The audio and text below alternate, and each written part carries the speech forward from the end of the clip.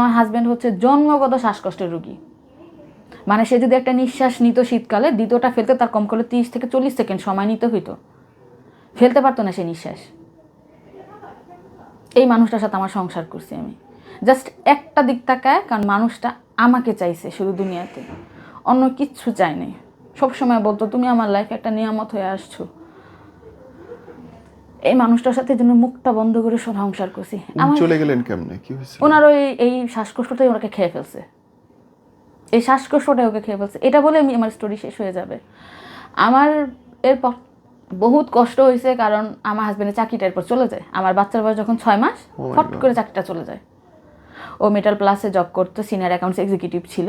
হঠাৎ করে জবটা চলে যাওয়াতে, মানে করোনার ছাঁটাইকালীন চলে না, তখন কি করব, খাবার মানে এমন একটা অবস্থা হয়েছে, দেনা হয়ে গেছে আমাদের। ব্যাংকের যাটা ছিল সবই তো আমার মেয়ের পিছনে খরচ করতেছি।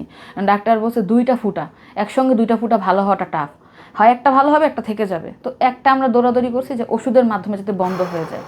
যাই হোক, আমার মেয়েটা তখন সুস্থ হয়েছে। মেয়ের পিছনে দৌড়াইতে দৌড়াইতে নিজেদের খাওয়া দাওয়া সব ভুলে গেছি।